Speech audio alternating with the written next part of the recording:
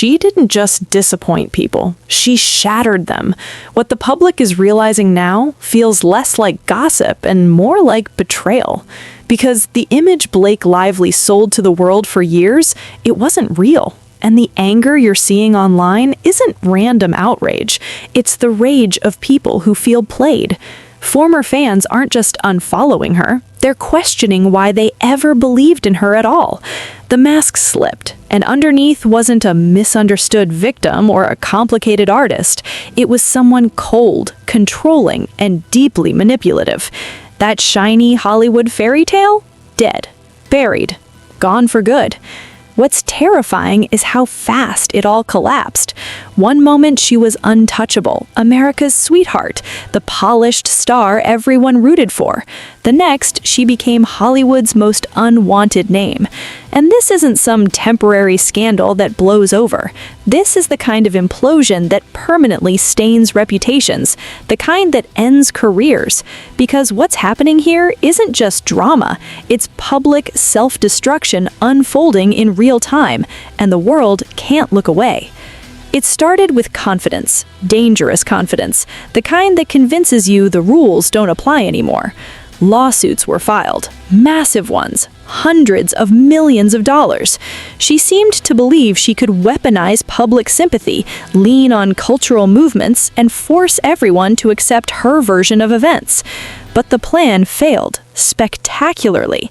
The man she tried to overpower didn't retreat. He didn't panic. He didn't fold.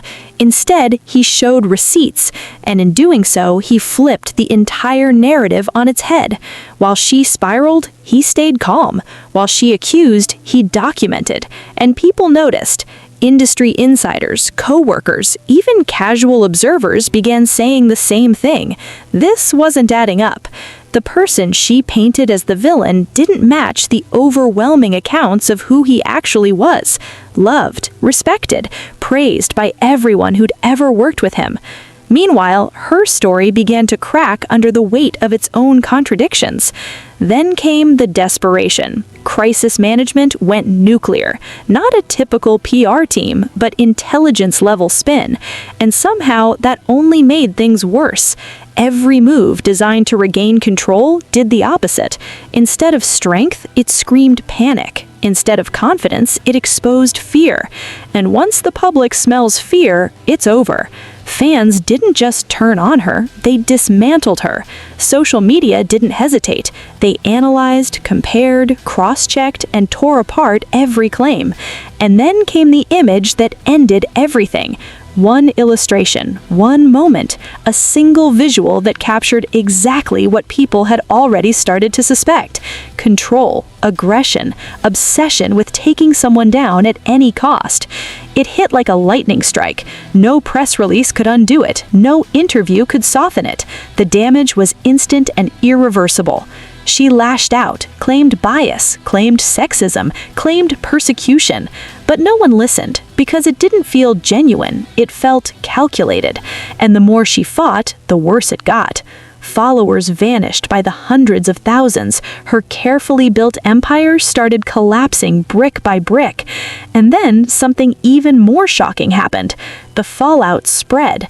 Her husband's pristine image began cracking too. Even he couldn't escape the blast radius. Hollywood took notice. Studios went quiet. Projects stalled. Invitations disappeared. People who once defended her suddenly distanced themselves. Because in this industry, perception is everything, and hers had turned toxic. Nobody wants to be associated with someone seen as volatile, controlling, and untrustworthy, especially when whispers from behind the scenes started growing louder. Crew members spoke, stories surfaced, and what they described was far worse than anyone expected. A pattern, a hunger for power, a need to dominate creative spaces she was never meant to control. Scripts rewritten without permission, directors sidelined, decisions overridden. What was supposed to be collaboration became a takeover, and the industry hates one thing more than scandal: actors who believe they're above everyone else. The legal case didn't save her. It exposed her. Messages told a different story than her public claims. Deleted texts resurfaced. Context she'd tried to erase came back to haunt her. Judges shut down overreach. Analysts poked holes in every argument.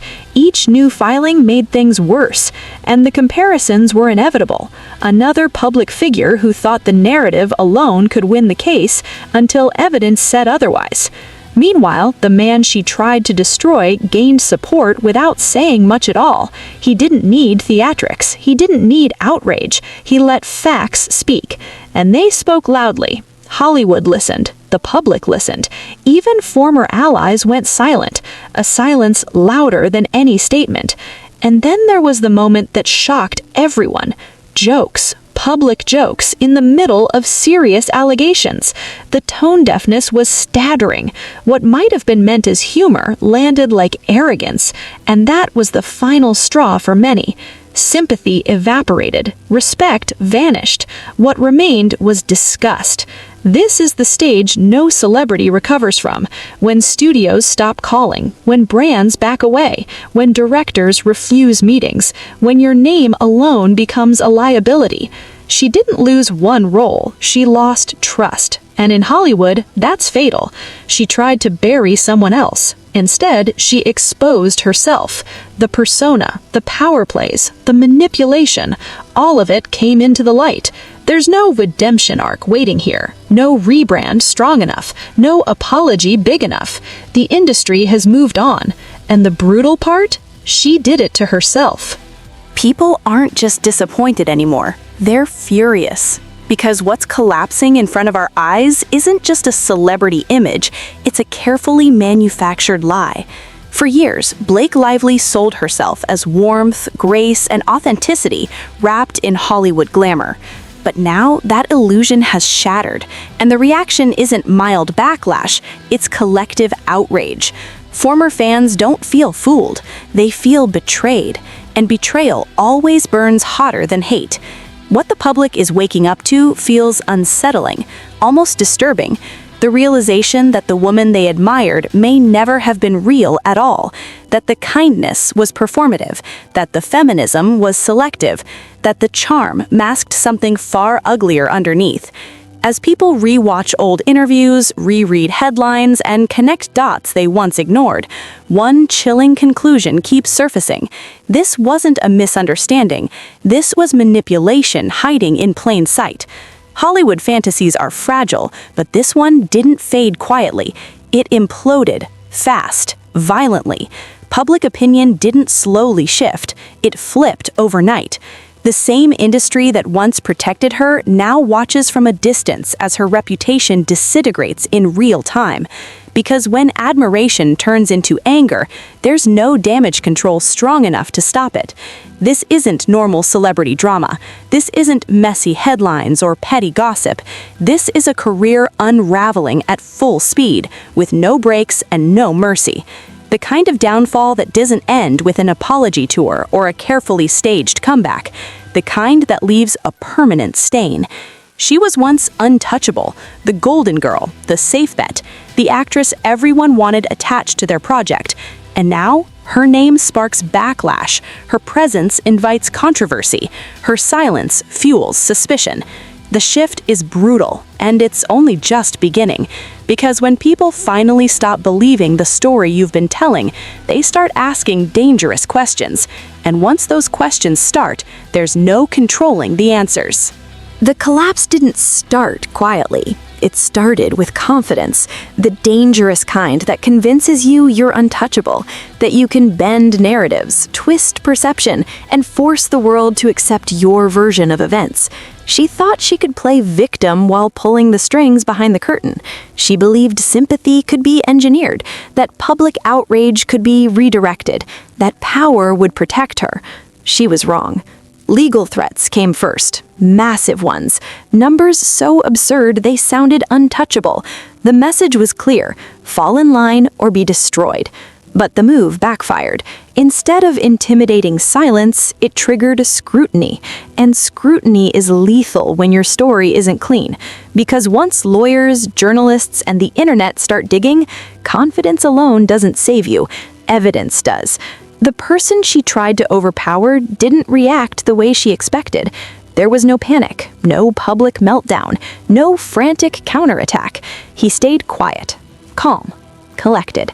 And while she shouted accusations, he documented everything, every message, every interaction, every detail she assumed would never surface. That's when the ground started to shift. People who had worked with him began speaking, and not in whispers. The praise was overwhelming. Respect, professionalism, decency. Story after story painting a picture that didn't align with the monster she tried to create. And that contrast mattered, because when one side looks unstable and the other looks composed, public opinion doesn't hesitate. Then the panic set in. Real panic. Crisis managers were brought in, heavy hitters, the kind meant to erase scandals, not explain them. But instead of calming the storm, every move screamed desperation. Each carefully planted narrative collapsed under basic questioning. Every attempt to regain control only exposed how little control she actually had left. What made it worse was the shift online. This wasn't a small backlash anymore. Social media turned into a courtroom. Old interviews resurfaced, past comments were replayed with fresh eyes, patterns emerged, and once people saw the pattern, they couldn't unsee it. This wasn't about one disagreement. This wasn't about creative differences or hurt feelings. This was about power, control, and a willingness to burn someone else down to protect an image. That realization changed everything, because audiences can forgive mistakes, but they don't forgive calculated destruction. And from that moment on, the narrative was no longer hers to control. And then came the moment that sealed her fate. One image. One single visual that said more than 1,000 statements ever could. It didn't scream, it didn't explain, it didn't need to. Because by the time it appeared, the public was already suspicious. That illustration didn't create the backlash, it confirmed it. And once that confirmation hit, everything detonated. Instead of stepping back, she snapped. Accusations flew, bias was blamed, sexism was invoked, victimhood was weaponized again. But this time, nobody cared. Not the fans, not the media, not even the people who once quietly defended her. Because it didn't feel like injustice, it felt like exposure. And exposed people don't control the conversation, they react to it. The internet turned ruthless. Followers vanished at a rate she'd never experienced. Years of carefully curated admiration evaporated in weeks. Every post became a battlefield. Every silence became suspicious. And the more she tried to explain herself, the more people realized something was deeply wrong. The performance wasn't landing anymore. Then the fallout spread. It never stops with one person. Her husband, once untouchable, universally liked, started taking hits too. Support dropped, comments turned sour. Suddenly, even his golden boy image wasn't enough to shield him from the damage. When public dislike becomes contagious, nobody is safe. Behind the scenes, doors started closing, quietly at first, meetings that never happened, calls that weren't returned, projects that suddenly needed time. Hollywood doesn't announce exile, it just disappears you. And that's exactly what was happening. Because studios don't gamble on chaos. Directors don't hire problems.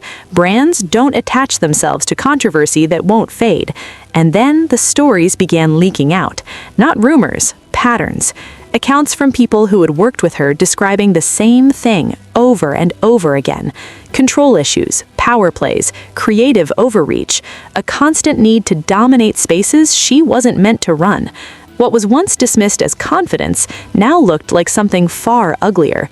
She wasn't just acting in projects, she was taking them over. Scripts altered, decisions overridden, authority challenged, people sidelined. What should have been collaboration turned into intimidation. And in an industry built on hierarchy, that's unforgivable. The illusion cracked completely. The easy-to-work-with label vanished. The feminist icon narrative collapsed. because empowerment doesn't look like silencing others, and leadership doesn't look like hijacking entire productions. The public saw it, the industry felt it, and once both turn against you at the same time, there's no reset button. By this point, the damage wasn't slowing, it was accelerating, because the more that surfaced, the clearer it became. This wasn't a single bad decision, it was a pattern finally catching up. And the worst part? The reckoning had only just begun.